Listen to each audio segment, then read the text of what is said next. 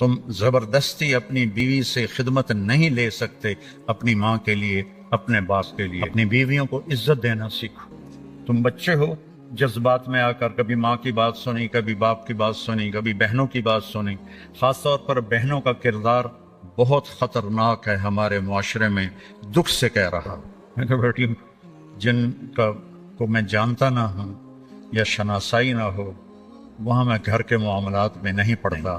نرم بنو، اپنی ماں کی قدموں میں جنت ڈھونڈو۔ اپنے باپ اوسط و ابواب الجنہ، باپ جنت کا سب سے بڑا دروازہ ہے، ان کی خدمت تمہارے ذمہ ہے۔ کہ خامند کے ذمہ ہے اپنی بیوی کو الگ گھر کا مطالبہ کرے تو الگ گھر لے کر دے۔ اگر یہ بھی نہیں کر سکتا، وہ تسبیح پڑھ کے اللہ ہو کرے تو روزے رکھے، کسی کی بیٹی کو برباد نہ کرے۔ تو آپ نے جہاد کا قافلہ رکوا دیا اور فرمایا عائشہ کا ہار ڈھونڈو۔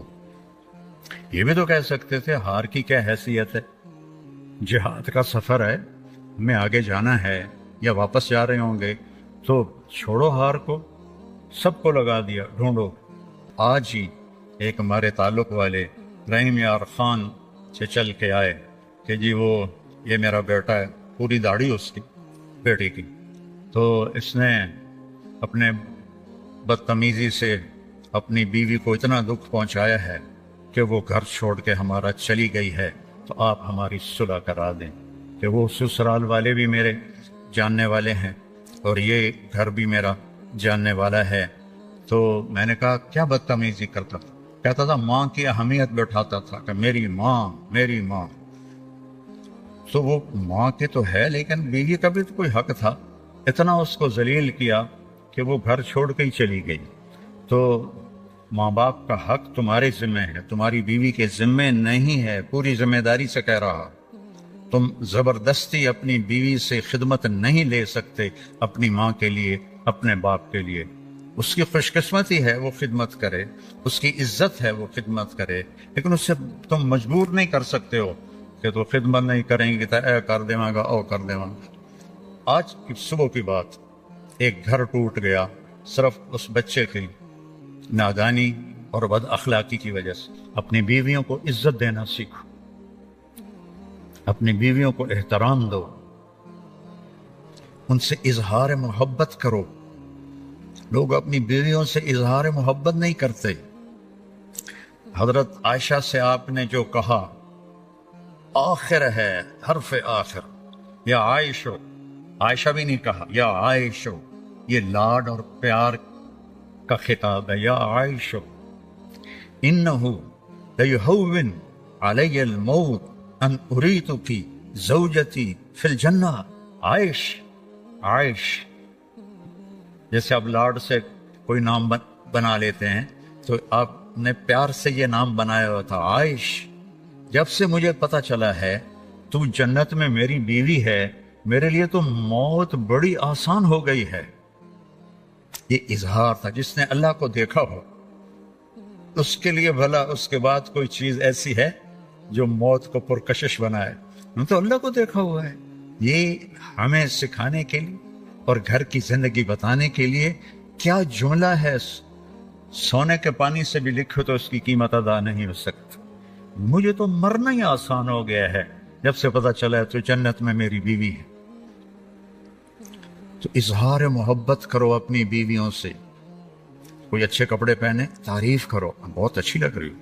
کھانا پکا کے لائے، ماشاءاللہ یہ تو بہت بڑھیا کھانا بنایا ہے۔ حکیم ڈاکٹر عبدالحی صاحب حضرت تھانوی کے خلیفہ ایک مرید کے گھر کھانا کھانے گئے، کو کھانا بڑا پسند آیا، تو انہوں نے اپنے مرید سے پوچھا کس نے پکایا؟ کہا جی میری بیگم نے پکایا۔ کہا اسے بلاؤ۔ وہ آ گئی، کہنے لگے بیٹی آپ کے ہاتھ کا کھانا کھایا، بہت بڑھیا تھا، بہت مہربانی۔ تو اس نے زاروں قطار رونا شروع کر دیا، زور زور سے۔ تو ڈاکٹر صاحب رحمہ اللہ نے فرمایا بیٹی رونے کی کیا بات ہے، میں نے تو کوئی ایسی بات نہیں کہی۔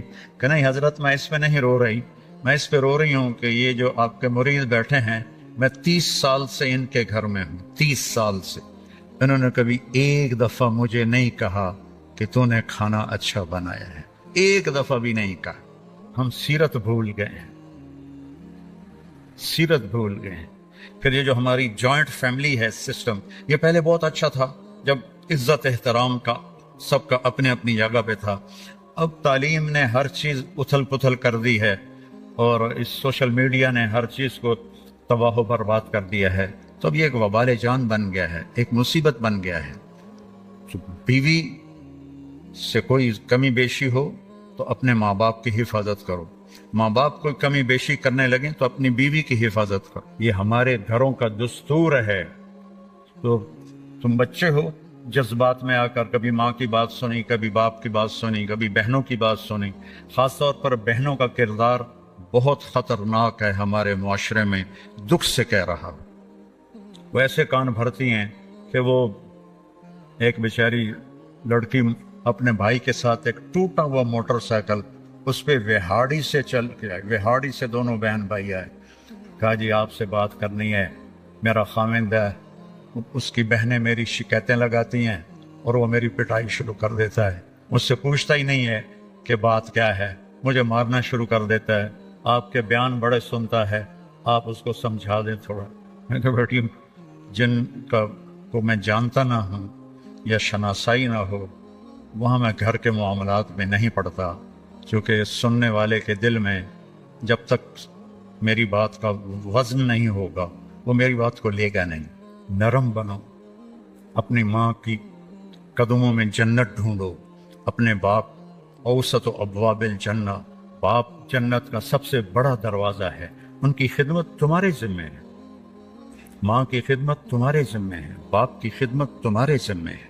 اس لیے فقہا نے لکھا ہے کہ خاوند کے ذمہ ہے اپنی بیوی کو الگ گھر کا مطالبہ کرے تو الگ گھر لے کر دے، نہیں لے سکتا تو گھر کا ایک پورشن اس کے لیے الگ کرے. یہ بھی نہیں کر سکتا تو ایک کمرہ، ایک ٹوائلٹ، ایک کچن، یہ اس آنے والی بچی کا حق کے فرض ہے. اگر یہ بھی نہیں کر سکتا، وہ تسبیح پھد کے اللہ ہو کرے تو روزے رکھے، کسی کی بیٹی کو برباد نہ کرے، اپنے آپ کو نمایاں کرو. میرے نبی جہاد کے سفر میں ہیں، جہاد کے سفر میں ہیں. اور جب سفر شروع ہونے لگا اور اماں عائشہ اونٹ پہ بیٹھ گئیں تو دیکھا تو گلے کا ہار کوئی نہیں تھا. کہنے لگی یا رسول اللہ، میرا تو ہار گم ہو گیا. اور مانگ کے لائی تھی اپنی بہن حضرت اسما کا ہار تھا، وہ لے کر آئی تھی کہ میں سفر پہ جا رہی ہوں تو مجھے دے دو، تو مجھے تو پہلے ہار ڈھونڈ کے دیں. تو آپ نے جہاد کا قافلہ رکوا دیا اور فرمایا عائشہ کا ہار ڈھونڈو.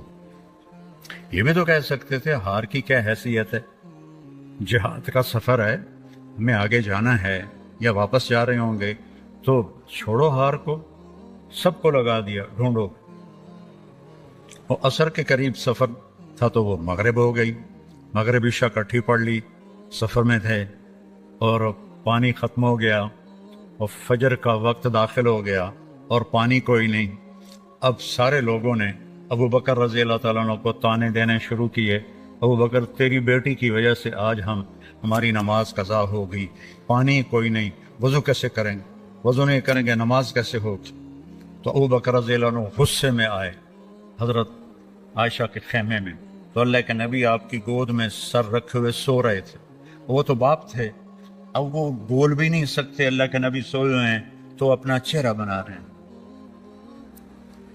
اور ایسے کرتے کرتے نہیں رہ سکے، ایک انگلی یہاں ماری زور سے ایسے، تو عائشہ ایسے ہو گئی، انہیں پھر انگلی ماری، پھر وہ ایسے ہو گئی کہ کہیں اللہ کے نبی میری حرکت سے جاگ نہ جائیں.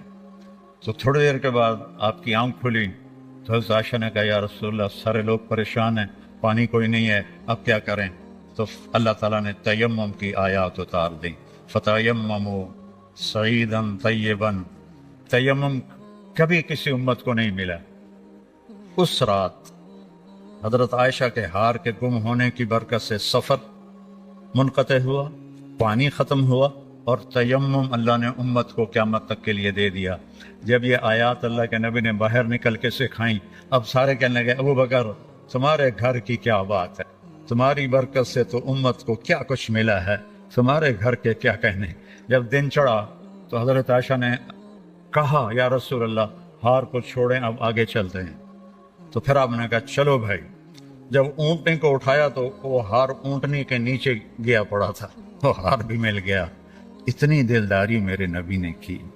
بچوں، میں یہ نہ سنوں کہ میرا کوئی شاگرد اپنی بیوی کے ساتھ بدتمیز ہے، یا اپنے ماں باپ کا دل دکھاتا ہے، یا اپنے بہن بھائیوں سے لڑتا ہے۔ پیچھے ہٹ جاؤ، اپنے خون کے رشتوں سے لڑو نہیں، پیچھے ہٹ جاؤ۔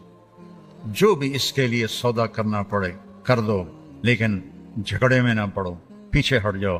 اللہ تمہیں نوازے گا وہاں سے جہاں سے تمہارا وہم و گمان بھی نہیں۔ اور نماز کی عادت ڈالو۔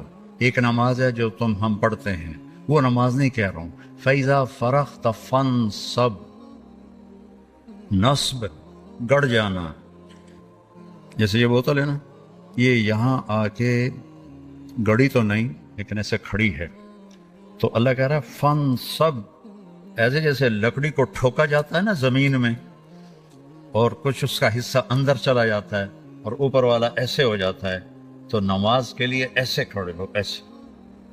عبداللہ بن زبیر پر حجاج حملے کر رہا تھا اور وہ حرم میں نماز پڑھتے، کوئی پتھر یہاں سے گزرتا، کوئی یہاں سے گزرتا، کوئی یہاں سے گزرتا، اور ان کے جسم میں ایسے بھی نہیں ہوتا تھا، ایسے۔ اتنے اطمینان سے نماز۔ وَإِلَىٰ رَبِّكَ، بولو، فرغب، رغبت کی نماز، نماز میں دل لگے، نماز میں کھڑے ہو جاؤ، نماز میں کا انتظار کرو، نماز کو اپنے مسائل کے حل ہونے کا ذریعہ بناؤ، نماز میں دعائیں مانگنا سیکھو۔ ہم دعا نہیں مانگتے، دعائیں مانگنا سیکھو، یہ بہت بڑا سبب ہے۔ اسباب ظاہریہ اختیار کرو اور نماز کو سب سے بڑا سبب بناؤ۔ اذا حزبہ امر فزع الی الصلاۃ، جب کوئی مشکل آتی تھی آپ نماز پڑھتے تھے، جب کوئی مشکل آتی تھی آپ نماز پڑھتے تھے۔